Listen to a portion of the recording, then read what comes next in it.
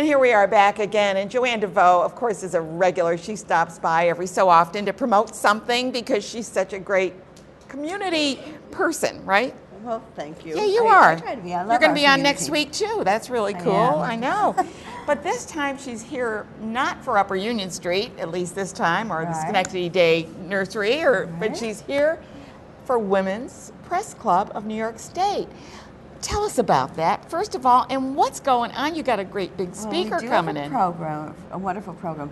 Women's Press Club started in the 60s and actually started in the New York State Legislature among press women who were not allowed to play with the big boys. Are you kidding? Not kidding, not kidding. So this group of women... Wait. Press, they discriminated? They did. Mm-hmm. They were not allowed into the legislative correspondence group.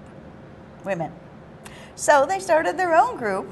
I'm shocked, but you know, we heard about that was in the 60s, and now there certainly is a good presence of women. I hope so in media as far as the legislature and our government and everything else is concerned. But it took an initiative. It took some courage. So they started the organization saying, we can't play with you. We're going to do our own stuff. We're going to start our own group.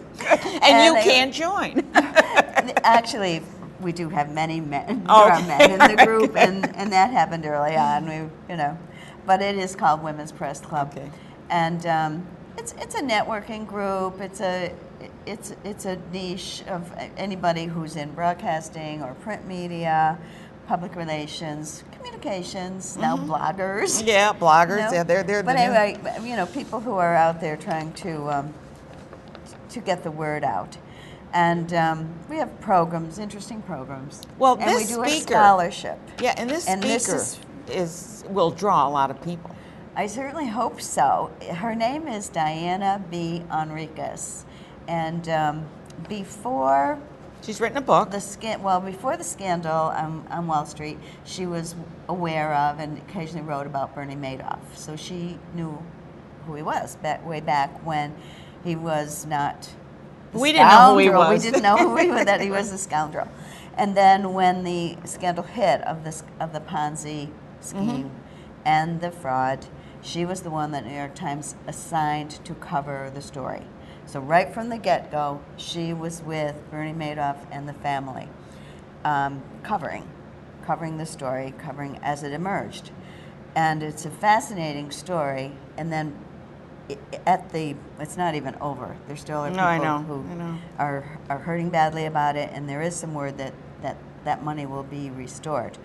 But in the meanwhile, at the seeming end of it, she did compile all of her New York Times stories plus some other insights into a book called The Wizard of Lies. Right. And so Women's Press Club, we know Diana through one of our board members who went to GYU, George Washington University, where Diana went. So they got together, and she said yes, she would come to Albany, to the College of St. Rose on October 4th to do a presentation for the Women's Press Club Scholarship. And it's a fundraiser to raise money for the scholarship.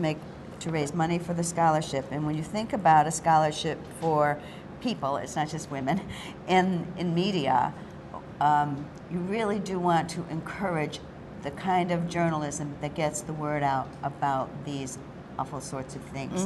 If it weren't for the media, we probably wouldn't know what we know. Exactly, So and the books that are the behind-the-scene books that are written too. Precisely, because the media, it can be skewed in how they present the news. It can be, but New York Times, I think we can pretty much trust. I do. I do. And so she's going to talk about being a journalist, about being an investigative journalist, which is extremely difficult. It's difficult, and it's you have to be so savvy. You have to be so fair. You're dealing with someone's life. You can't really not get your facts straight. Exactly. And she's going to talk about that because she has actually unearthed some other stories, some military involved. So there are other stories she will talk about.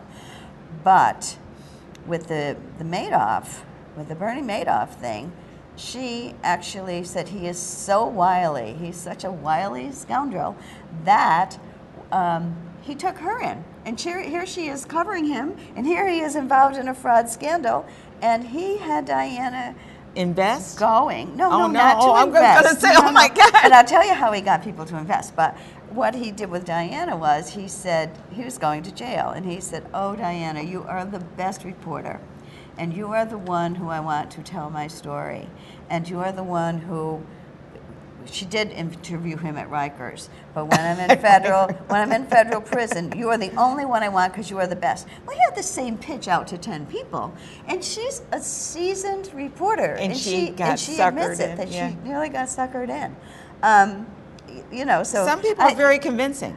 Any of your viewers want to Google Diana V. Henriques, and you'll see some. Well, we had her picture up, I think. She's extremely forthcoming. She doesn't pull any punches, even the fact that she was nearly taken in. So it's more than just greed. What he would do really is make people feel so important, and you are invited to invest with me. I don't let most people invest with me. Yeah. But you are so special that I'm pulling you into my group. I'm inviting you, and that's what they do is they prey on the person's inadequacies, and they think, oh, he's got a lot of money, and he thinks I'm worthy, and exactly. So and don't get suckered in on these. Made it like I mean, one thing, if it seems too good to be true, it is too. But too good. He even went beyond that. So the way that the evening is going to go at College of St. Rose on October 4th, 6:30, is a presentation by Diana. And for that, it'll be about an hour. Students are free because we really want students to be It's important exposed. to be, and it's a $25. Is there a Q&A after that? There will be a brief Q&A after that. Okay. Then we'll take a little break, and there will be some of her books for sale. And then there will be a VIP reception. Oh, nice. So, and that's more money. That's $75 for the whole package. For the whole package. Including a book. But also, we're 501c3, so you're getting a charity donation, and you're helping support and this is is pretty reasonable as fundraisers go anymore. I think so. Yeah. We worked hard on that. You know, media people don't get paid a lot of money, and we wanted to be sure they could afford it. The general public, I mean, I think anybody who's interested in current affairs and what happens as far as stocks and Wall Street, what could happen, how to prevent and protect yourself. Right. I think all of those sorts of issues. Now, you said the students are free, so if they're a poli-sci student in any college? Anything, just any college or just with St. ID. Rose? No. Any college. Any college with ID. See if you can get some extra credit for going to this. Talk to your professor. Say, exactly. Can I get extra credit if I go here, Diane? Reaching out to some of the college professors in that way. We have tickets available, and for the VIP reception, just because they're catering this wonderful reception, by October 1st is when we've cut the deadline for that. But the tickets are at the Open Door Bookstore here in Schenectady. They are at the Book House in Stuyvesant Plaza, and they are at Market Books in Troy. So so it's all over the area, and you're watching this. And be sure to set aside the date. It's October 4th, Thursday. Right. And you have to get them in by October 1st if you're going to the reception afterwards. But please check it out because we are so blessed to have such great people come into our area and speak, and this is no exception. And thank you for bringing her here. Okay, Thank you for having me.